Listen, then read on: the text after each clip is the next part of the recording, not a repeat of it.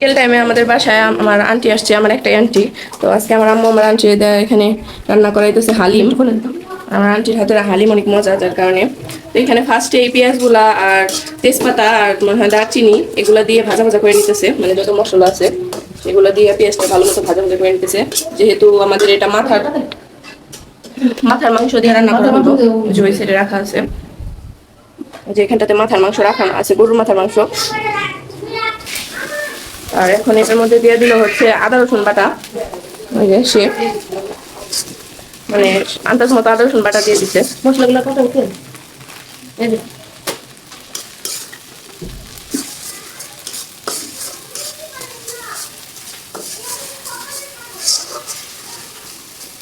এটা ভালো মতো পানি দিবে, ভালো মতো কষাই নিবো এটা একটু পানি দিয়ে।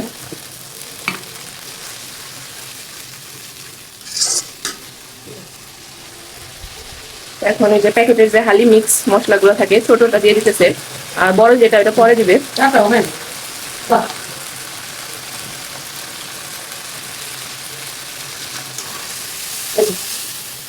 গরমে ঘাইমে টাইমে আসছে, প্রচুর গরম বাইরে। আর আমরা এখানে তিনটা হালিম মিক্সের প্যাকেট নিচ্ছি, যার কারণে 3 প্যাকেট হয়েছে।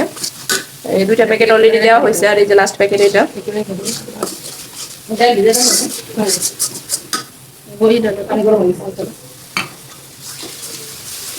আর এই যে দিকটাতে মাথার মাংসগুলা।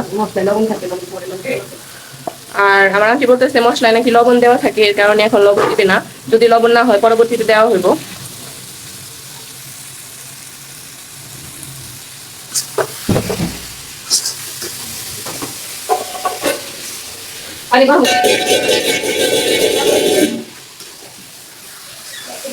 ভালো মতো নাড়াচাড়া দিতে হইব যাতে মশলাটা পুরো মাংসের সাথে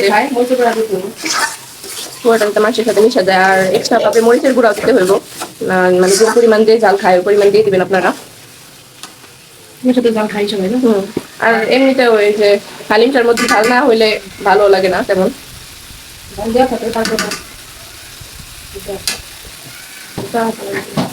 আর এটা দিলে একটু কালারটা অন্যরকম আসবো, হলুদ মরিচ এক্সট্রা দিলে।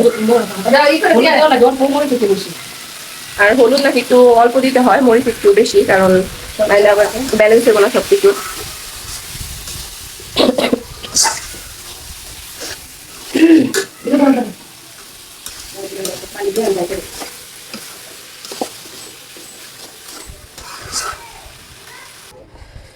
এখন এটার মধ্যে পানি দিয়ে দিল, পানি দিয়ে এখন ঢাইকা দেওয়া হইব। একটু মশলা রেখে দিচ্ছি, এটা লাস্টে দিবে, এখন দিবে না। তো এই যে ফুটন্ত গরম পানি গুলোর মধ্যে ডাল দেওয়া হলো, মানে এক্সট্রা যে মানে প্যাকেটের মধ্যে যে ডালগুলো থাকে হালি মিক্সের, সেগুলো আর কি একদম ফুটন্ত গরম পানি দিয়ে তারপরে যে ভিজিয়ে দেওয়া হলো, 30 মিনিট ভিজিয়ে রাখতে হইব, তারপরে এটা মানে হালিমের মধ্যে দিতে হয়। এখন 30 মিনিট ভিজিয়ে রাখা হইব। ভিজিয়ে রাখা ডালগুলা দেখেন কতগুলো হয়েছে ফুইলা, সেগুলো দিয়ে দেওয়া হয়েছে। দিয়ে দেওয়ার পরে একটু নাড়াচাড়া দিতেছে, আর একটু নাড়াচাড়ার পরে মানে হালকা পানি দিয়ে দিব, যাতে মানে এটা তো ঘন হয়ে গেছে, ঘন ভাবটা যাতে কমে আর গোস্তটাও যাতে সুন্দর মতো সিদ্ধ হয়, এর কারণে। আর এটা বানাইতে বানাইতে দেখেন রাত হয়ে গেছে, শেফ রান্না করতেছে।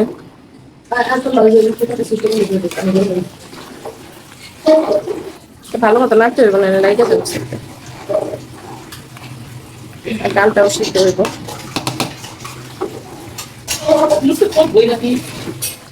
তাহলে দিকটাতে আমার আম্মু এই হালিমটা খাওয়ার জন্য কাঁচামরিচ, লেবু, শসা, দিকটাতে ধনিয়া পাতা কেটে নিতেছে।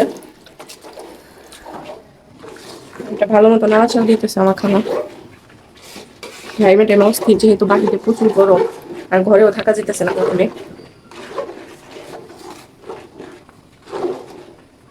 ঘন ডালের মধ্যে এখন দিয়ে দিতেছে গরম ফুটন্ত পানি। এক পাতিল হয়ে গেছে। এটা কি লাস্ট ফিনিশিং এর পানি?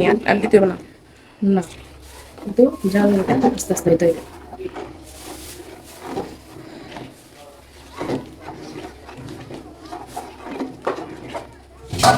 ভালো মতো নাড়াচাড়া করতে হবে, আর জালটা মিডিয়াম করে দিবে একটু পর, নাড়া দিয়ে নেক্সট।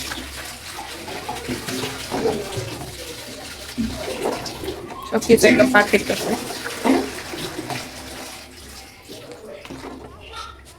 মানে হালকা একটু দিয়ে দিতেছে করতে হবে ডালটা। মানে যে এটার মধ্যে যে ব্লেন্ড করা যে ডালটা মানে যেটা প্যাকেটে থাকে সেটা এখন মানে এই জালেই ফুটে যাবে একদম। তারপরে গোস্তটাও গলবো আরো। দাও তোমার এই যে সালাদ গুলা এখন টেবিলে রাখতেছি। মিডিয়াম আছে জাল করতেছে যার কারণে লেট হইতেছে। এই যে দেখেন মিডিয়াম আছে জাল না করলে ডালটা ফুটবো না ভালো মতো, আর ডাল না ফুটলে এটা খাইতে ভালো লাগবো না। এর কারণে মিডিয়াম আঁচ করা আজ জাল দেওয়া হয়েছে। হালিম রান্না প্রায় শেষ পর্যায়ে হয়ে গেছে, আইসা পড়ছে। আর নিচটা হালকা একটু লাগে লেগে গেছে। দেখেন মাংসের পরিমাণও আছে অনেক, যে হয়ে গেছে। দেখেন ডালটা কি সুন্দর ফুটে গেছে, যে একদম সেম কিনা হালিমের মতো। আর আমার আন্টি এটা হালকা আছে এতক্ষণ জাল দিছে, আর এখন একটু জালটা মিডিয়াম করে দিছে যাতে ভালো মতো ফুটে, এর কারণে হালকা একটু কমাই দিছিল। এখন যেহেতু ফুটে গেছে তাই একটু ঝোলটা কমানোর জন্য জলটা হালকা বাড়াই দেওয়া হয়েছে। হয়ে গেছে না? তো এই যে আমাদের হালিম রান্না শেষ, আঁচ নিবাই দেওয়া হয়েছে।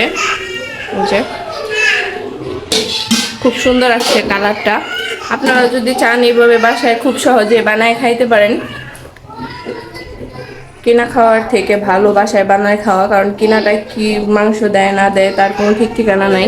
আর বাসায় যেহেতু বানাইলে মানে ফ্রেশ মাংসটা দিয়ে বানানো হয়, তাই খাইতেও মজা হয় অনেক। রান্না শেষ, এবার খাওয়া দাওয়ার পালা। তো এদিকটাতে দেখেন আমার খালা খুব সুন্দর করে সাজায় নিছে সবগুলা সারিবদ্ধভাবে। এই যে ওইদিকটাতে আমার নানু বাড়ির জন্য পার্সেল হবো, আর ওটা আব্বার। তো এই যে দেখেন এটা এখন খাওয়া দাওয়া হইব। আর এটা আমার মামির স্পেশাল ক্যাপাচিনো। এই যে খাওয়া লাগবে না, আগে ছবি তুলো না। তো ভিডিওটা কেমন লাগলো অবশ্যই কমেন্টস করে জানাবেন। তো আজকের মতো বিদায় নিচ্ছি, সবাই ভালো থাকেন, আমাদের জন্য দোয়া করবেন। আল্লাহ হাফেজ।